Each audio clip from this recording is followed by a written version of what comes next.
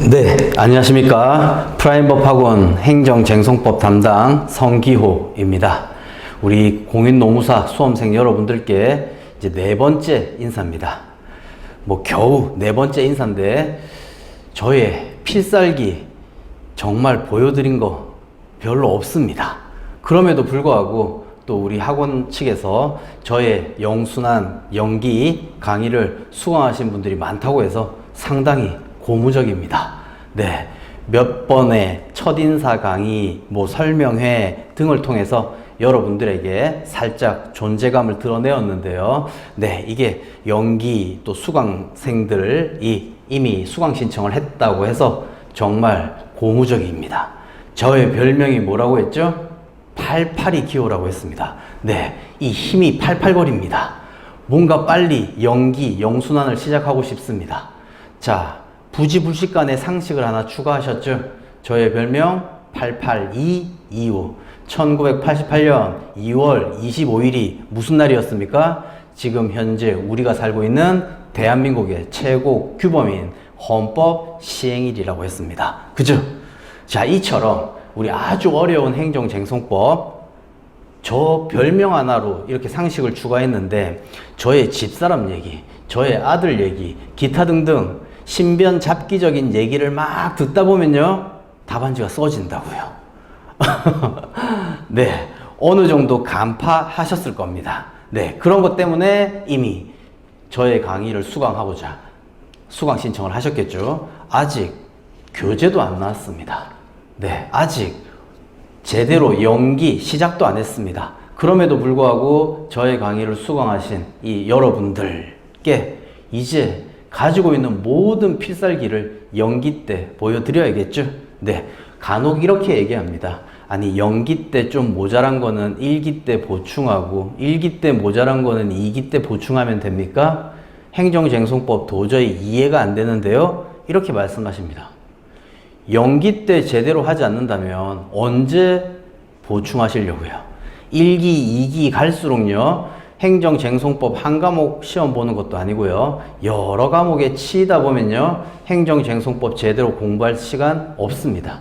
그렇다고 본다면 우리 다른 강사님들은 어떻게 가르치시는지는 모르겠지만 저는요, 연기 때 모든 것을 끝내야 됩니다. 거의 행정쟁송법의 8, 90%는 다 끝내놓고 이제 거기에 복습 플러스 추가해서 1기, 2기, 3기 이렇게 가셔야겠죠. 그래야 행정쟁송법만큼은 도사가 될 거고 고득점할 수 있겠다라는 겁니다. 자, 그래서 이제 입문 강의 시작입니다.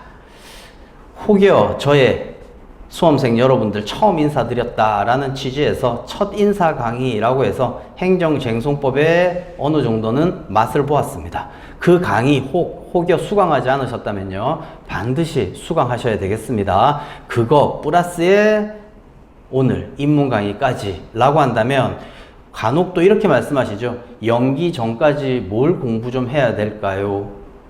그죠? 노동법 공부하는데 병행해서 행정쟁송법은 어떤 걸 봐야 될까요? 솔직히 저의 강의를 듣는다면요, 네, 연기 강의 들으면서 복습만 잘 하신다면 됩니다. 지금은요, 또 첫인사 강의나 오늘 하는 입문 강의를 통해서 여러분들께 전달하고자 하는 내용만 제대로 숙지하고 계시다면요, 행정쟁송법 쉽게 정복할 수 있겠습니다. 그죠? 저만 잘 따라오시면 됩니다. 제가 저번 강의 언젠가 이렇게 말씀드렸습니다. 합격의 8R은 자신감이라고요. 그쵸? 스스로를 믿어야 된다. 네. 그렇다면 또 그 믿음, 어떻게 본다면 스스로 공부하는 독하기 힘들다 보니까 강의의 힘을 빌리는 거죠. 강사에 대한 또 믿음도 정말 또 합격에 있어서의 중요한 요소죠. 예, 그 믿음 때문에 아마 제가 연기 시작하지도 않았고 공인노무사 첫 강의임에도 불구하고 몇 짧은 강의를 듣고 저의 강의를 수강하셨을 겁니다. 그렇다면 저는 최소한 그 믿음을 정말 합격에 대한 신념으로 바꿔드려야겠죠. 그리고 합격의 결과가 나와야겠죠. 네, 제가 꼭 그렇게 할 겁니다. 네, 그래서 이번 입문 강의도 잘 듣고 자기 것으로 한번 소화해 내시기 바랍니다. 그냥 한번 들어볼까 라는 안일한 태도로서 듣는다면요, 뭐 별 얻어가는 거 없을 겁니다. 네, 그러니까 내가 제대로 한번 저 사람 말이 진짜 믿을 만한 말인지, 혹은 우리 한자로 쓴다면 이거죠. 나중에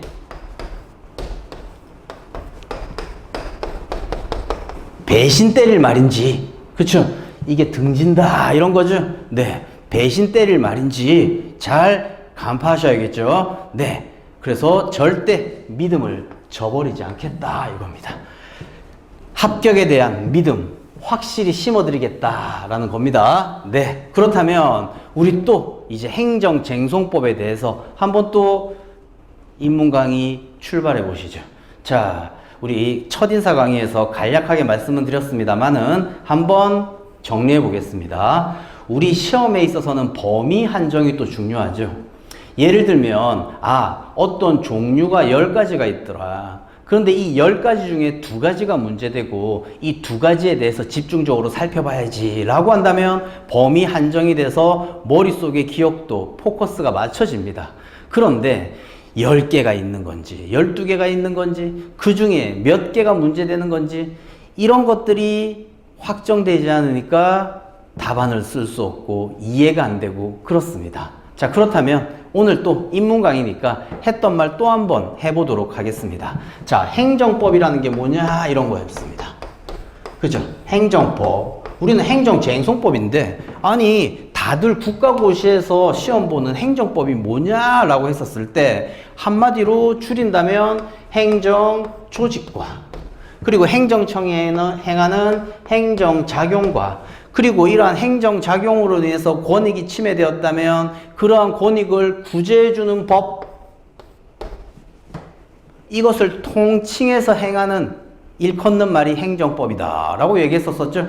그죠? 네, 이런 거는 뭐 안 외워도 됩니다. 누가 어떤 조작구 뭐 이렇게도 외우기도 하는데 이게 행정법, 행정조직과 행정작용 그리고 행정구제에 관한 총체, 이게 행정법이다 라고 했었습니다. 그렇다면 글로 쓰니까 잘 안 와닿았어요. 그래서 그림을 그렸습니다. 이렇게요. 행정청이 국민에게, 그리고 이 관계가 바로 행정법 관계다 라고 얘기합니다. 입문 강의 자료에 이제 하나하나 좀 더 보충해서 설명드릴 겁니다. 자, 행정청과 각 국민, 행정법 관계에 있어서의 당사자라고 얘기합니다. 네, 그래서 이렇게 행정청이 우월적 지위에서 어떤 작용을 합니다. 이것을 통칭해서 행정작용이더라 라고 했었습니다. 그죠? 그리고 이러한 행정작용을 제대로 규율하기 위해서 규율해 놓은 법들, 이런 게 행정법인데 만약 이러한 행정작용으로 인해서 갑의 권익이 침해되었을 경우 이때 권익을 구제해주자라는 법. 그런데 우리가 배우는 것은 행정심판과 행정소송이더라 라는 거죠. 이 2개를 합쳐서 행정쟁송이더라 라는 거죠. 그래서 우리는 이것을 집중적으로 배우겠다라는 거예요. 그리고 행정소송은 행정법원에 제기하죠. 네. 그런데 우리 권리구제에서 또 하나가 더 있습니다. 자, 행정청이 갑에게 어떤 작용을 하였는데 이러한 작용으로 인해서 국민에게 손해가 일어났습니다. 이럴 때 이런 손해를 전보해주는 제도, 우리는 지금 민사법원에 제기하고 있어요. 실무상. 자, 이런 것들의 대표적인 것이 국가배상 청구, 손실보상 청구, 결과제거 청구, 공법상 부당이득 반환 청구. 얘네들은 손해전보제도, 얘네들은 행정쟁송제도, 이 2가지가 구제의 다주. 그런데 우리 국손결부, 국가 손실과 결부시키지 마라 뭐 이렇게 생각해서 아무튼 손해전보제도는 이 4가지예요. 그런데 해당되는 살짝의 부분, 특히 공법상 부당이득 반환 또는 결과제거 청구, 자, 얘네들은 우리 시험에 연관성이 있는 부분들이 나올 수 있어요. 국가배상에서도 마찬가지고, 그런 것들은 그때그때 간략하게 또 말씀드리면 되겠죠. 자, 그렇다면 행정법이란 뭐냐? 이런 거예요. 이게 행정법이더라. 그리고 행정법 교과서 편제대로 본다면 우리 행정법 서론이라고 시작해서요. 제일 처음 행정법 서론에서 시작합니다. 행정법 서론 제1편이라고 하면서. 그래서 이 행정법 서론에는 뭐라고 적혀 있냐? 방금 설명한 것들. 행정법이란 이런 거더라. 행정이란 또 이런 거더라. 뭐 기타 등등. 그리고 이러한 행정법 영역에 있어서 규율하는 최고 규범은 법치행정의 원칙 이렇게 얘기합니다. 법이 다스립니다. 법치. 우리 민법은요 자치입니다. 사적 자치의 원칙이에요. 일반 국민들끼리 서로 의사 합치에 의해서 뭔가 이루어집니다. 대표적인 게 계약 자유의 원칙이라고 하죠. 어떤 내용으로 계약을 맺을지는 스스로 알아서 하면 돼요. 하지만 행정법은요 한쪽 당사자가 우월적 지위에 있는 행정청이다 보니까 행정 작용을 함에 있어서는요 반드시 법이 다스려야 됩니다. 그리고 이렇게 법을 다스리는 대로 행정을 해야 됩니다. 그래서 법치행정의 원칙, 이게 행정법의 대원칙입니다. 네, 법치행정의 원칙. 자, 그렇다면 이런 게 설명되어 있다고요. 그리고 행정법 영역에서 적용되는 법원이라고 하는데요. 우리 민사법원, 형사법원 이 법원이 아니라 한자로 쓴다면 법원요. 법의 근원. 이렇게요. 대표적인 게 성문법 이거예요. 그렇죠? 법전에 적혀져 있는 법들. 그런데 행정법은요. 불문법이 발달되어 있어요. 이유는 법전 찾아봐도 우리 행정법이라는 일반법이 존재하지 않죠. 그리고 또 우월적 지위에서 행하는 행정청이 행하는 거다 보니까 헌법에서 도출된 불문법 원칙들이 적용됩니다. 네, 이런 게 우리 시험에서는 나오진 않아요. 하지만 행정법 전반을 이해하는 데 필요한 거죠. 그런 불문법의 대표적인 원칙들이 뭐가 있냐? 이들을 행정법 일반 원칙이라고 하는데 비평 잘하는 신부님 계십니다. 비평 잘하는 신부님. 비평만 합니다. 늘 투덜투덜. 자, 이 5가지 원칙입니다. 읊어만 보겠습니다. 지금 다 이거 외울 필요 없어요. 우리 시험에서는 소송에 있어서의 본안 문제는 잘 안 나옵니다. 우리 저번에 도표도 그렸죠. 네, 본안 전 판단에 있어서의 소송 요건 검토는 아주 중요합니다. 방금도 우리 범위 한정을 하라고 했습니다. 소송 요건 몇 가지 있습니까? 6가지.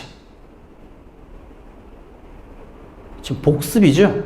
첫인사 강의 때 했었던 내용들 복습입니다. 6가지가 뭡니까? 자, 본안 전 판단은 본안 판단에 들어가기 전에 빨리 해야 돼요. 빨리 판단해야 된다고요. 그래서 보통 점심 먹고 담배 피기 전에 다 판단합니다. 그런데 행정법원 판사는 담배 대신 뭘 핀다고요? 대원소. 따라서 소송 요건은 대원소 피기 전에 해야 됩니다. 6가지. 대상적격, 원고적격, 피고적격, 대원소, 피기, 제소, 기간, 전, 행정심판, 전, 치주의 6가지. 아까도 말씀드렸습니다. 몇 가지 중에 뭐가 문제되는구나. 우리 시험에 나왔어요. 소송 요건이 문제되는 건데, 자, 취소소송에 있어서의 소송 요건은 대원소 피기전을 갖추어야 돼. 그런데 출제자가 내신 그 문제에서는요, 대상적격하고 원고적격이 문제됩니다. 대상적격에 있어서는 이런 것이 문제되는데 대상적격이 존재하고, 원고적격은 이런 것이 문제되는데 원고적격이 인정됩니다. 따라서 소송 제기 적법합니다. 이런 식으로 답안지를 써야 된다고요. 그죠? 즉, 우리는 뭐가 있고 그 중에 뭐가 중요한지 이런 게 중요하다고 했습니다. 그래서 그것 중에 우리 행정법 법원이라고 하는 비평자 신부 이 5가지에 위반하면 이것도 뭐라고 하냐? 위법하다라고 얘기합니다. 보세요. 비례의 원칙, 평등의 원칙, 자기구속의 원칙, 신뢰보호의 원칙, 부당결부 금지의 원칙 이런 것들입니다. 외울 필요는 없습니다. 네, 비평 잘하는 신부님 계십니다. 네, 그래서 이런 것들이 다 법원이에요. 그 중에 제일 중요한 게 이런 비례의 원칙이죠. 네, 우리 비례의 원칙 내용 뭐 답안지에 쓸 일은 없습니다. 그런데 비례의 원칙 우리 많이 들어보셨죠? 고등학교, 대학교 뭐 나오면서도 비례의 원칙이라는 거 많이 들어보셨을 거예요. 그럼 비례의 원칙이 뭐냐? 이것도 간단히 한번 상식스럽게 한번 설명해 보죠. 네. 비례의 원칙이란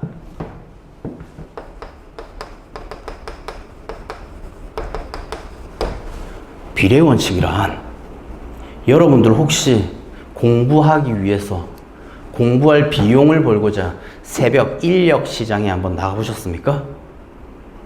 새벽 인력 시장에 나가면 다 주특기가 있습니다.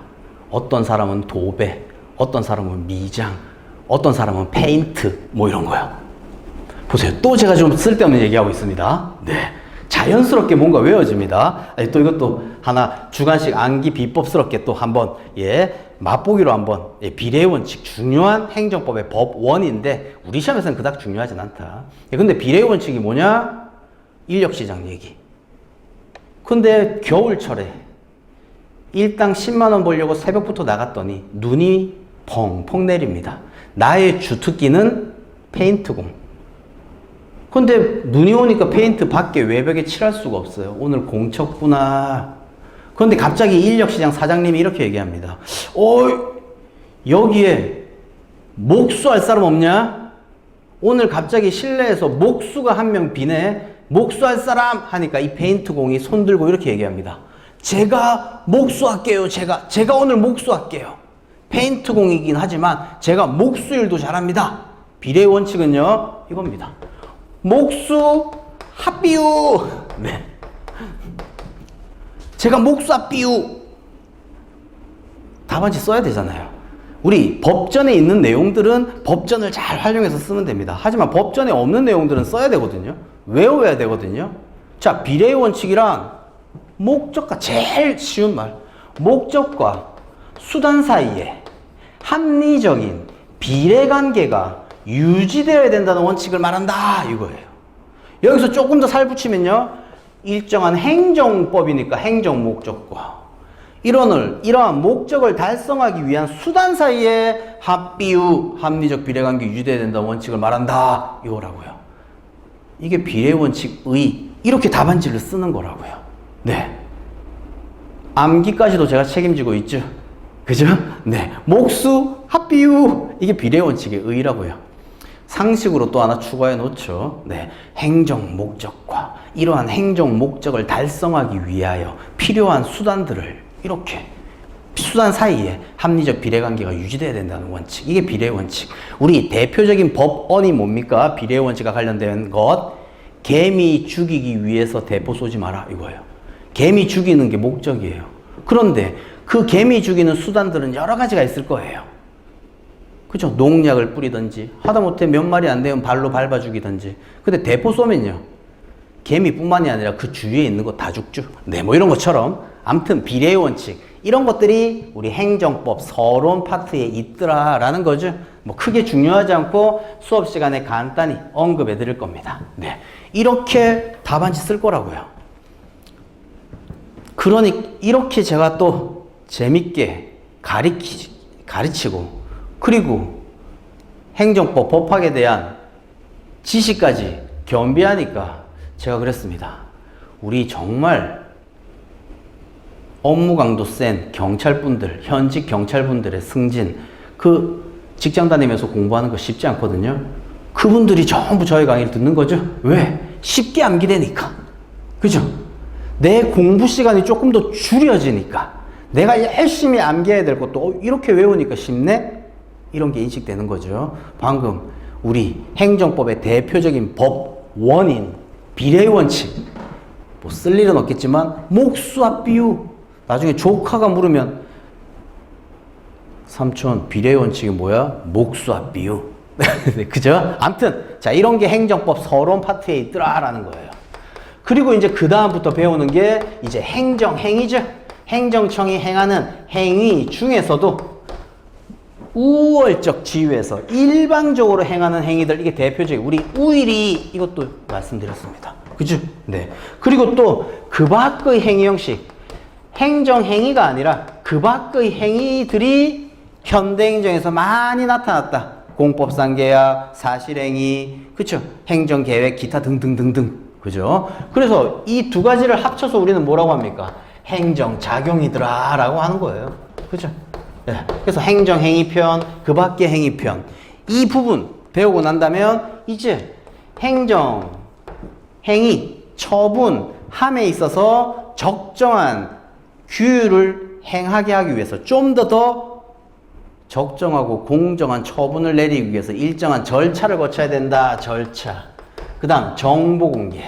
이런 것들을 행정법 총론에서 배우죠. 예. 그리고 또 행정의 실효성 확보 제도라고 합니다.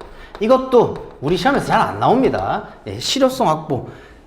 이해만 하시면 되겠죠. 실효성 확보가 뭐냐? 이거예요. 방금도 그림으로 그렸습니다. 행정청이 자, 국민아, 너 이거 이렇게 하여라 라고요. 이런 처분을 내렸다고요.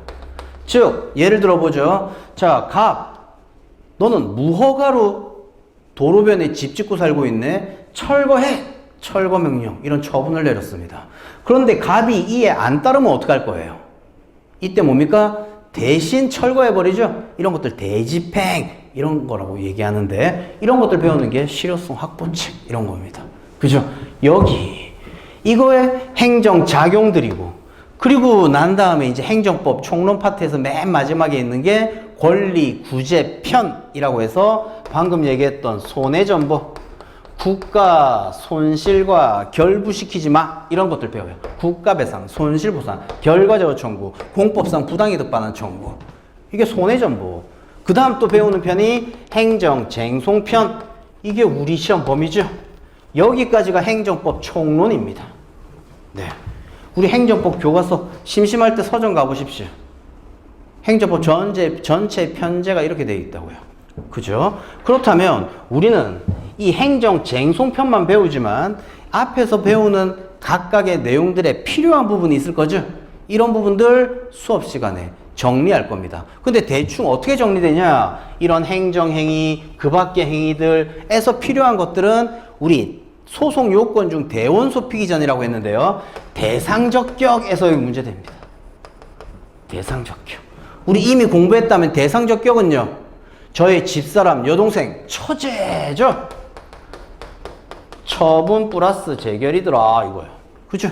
그런데 특히 이런 처분성이 인정되냐와 관련된 부분에서 이런 것들을 배운 거라고요. 그죠? 네. 그리고 여기까지가 행정법 총론이더라 라는 거예요. 그러면 이제 강론을 또 배웁니다. 행정법 강론은 더 중요하지 않습니다. 그래서 우리 영국 조지공 얘기했죠? 전체 편제만 쭉 나열하면요. 이 조지공이 우리나라 공인노무사 시험 보러 왔는데 한 10번은 떨어진 거예요. 이유가 뭐냐? 라고 봤더니 공부 환경이 개판이야. 술 먹는 친구들 많고 핸드폰 늘 들고 다니고 늘 프로야구 기타 온갖 세계 스포츠는 다 시청하고 있고 그러니까 떨어지죠. 그래서 제가 이렇게 얘기했죠. 조지공 공부 환경 좀 개조해보지 이렇게요. 그죠? 네. 여기서 얘기하는 요게 행정 조직범위입니다. 아까 행정법 전체가 뭐냐? 조직, 작용, 구제, 통칭하는 법들. 근데 여기가 행정 조직법이에요. 정부조직법, 지방자치법, 공무원법, 그 조직을 구성하는 공무원법. 그죠?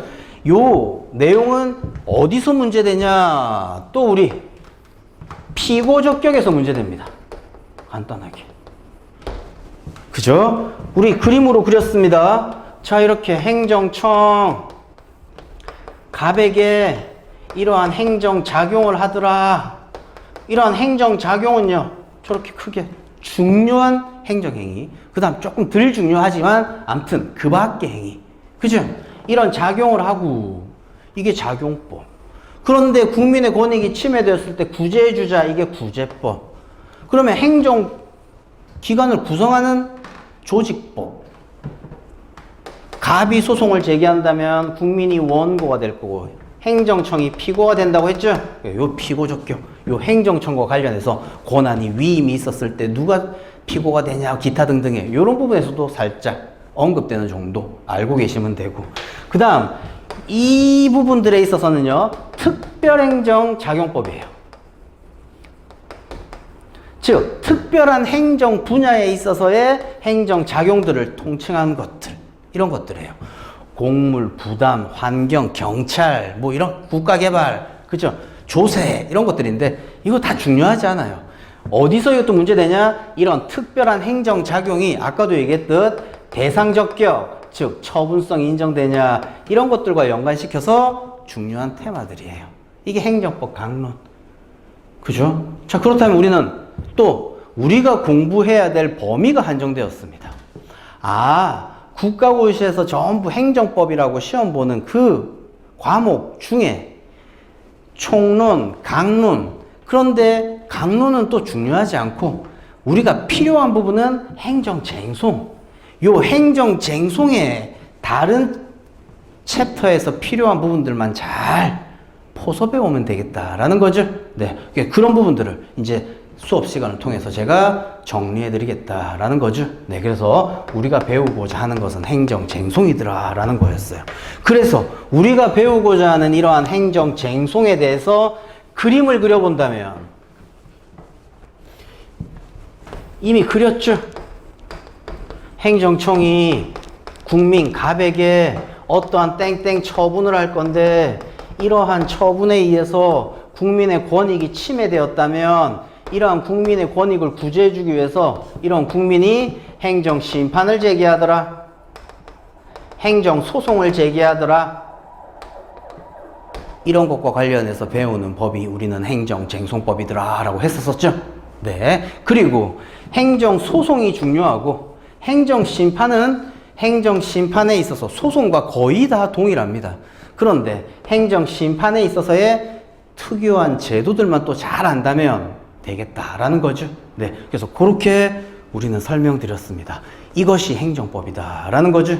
그리고 이것을 맛보기 강의, 첫인사 강의 처음에 말씀드리면서 설명했었던 부분입니다. 하나하나의 우리가 공부해야 될 분야들이 세팅되어 가고 있죠. 계속 질문하신다고요. 행정법 도저히 모르겠어요. 아직 공부도 한자 안 했는데 책 한 장 들춰보지도 않았는데 어떻게 행정법을 알아요. 하지만 지금 제 강의를 듣고 있다면 책 한 장 펼치지 않았지만 저게 행정법, 우리 공인노무사에서 필요한 행정쟁송법 과목은 저런 거구나, 감이 오셨죠? 네, 이 정도면 되겠다라는 겁니다. 그렇다면 오늘 인문 강의 자료 또 한번 펼쳐보시죠. 제일 첫 번째 표지가 있습니다. 네, 그래서 거기에서도 네, 메뉴에 주관식 절대 강자라고 했습니다. 네, 강남 대치동 논술 강사보다 더 글짓기 잘하게 만들어 드릴 겁니다. 네, 아무튼 우리 현직 경찰분이 저한테 붙여준 별명인데요. 네, 답안지 저절로 써지더라 이런 거예요. 아까도 그랬습니다. 88이기요. 하다못해 제 친구 황당민기 생각나십니까? 행정소송의 종류는 항, 당, 민, 기가 있더라. 그죠? 이러한 항고소송이 가장 중요한데 취무부가 있더라 이런 거죠. 이제 오늘 인문 강의 때 이러한 세부적인 내용들을 더 이제 설명드릴 거라고요. 하나하나에 씨줄 날줄이 쳐지고 있는 거죠. 우리가 하다못해 옷을 만들 때도요, 하여튼 어떤 거를 건물을 지을 때도요, 맨 처음 뭡니까? 뼈대부터 잘 지어 놓아야겠죠. 뼈대를 튼튼히 하고 그리고 난 다음에 세부적으로 줄도 치고, 이 부분이 중요하다면 더 지금 이 작업 해야 될 거 아닙니까? 지금 현재 우리가 하고자 하는 거는 행정쟁송법에 대한 튼튼한 토대를 만들고 있습니다. 그죠? 네. 그리고 또 제가 여러분들께 말씀드렸습니다. 저의 필살기 아직 거의 0.01%도 보여드리지 않았습니다.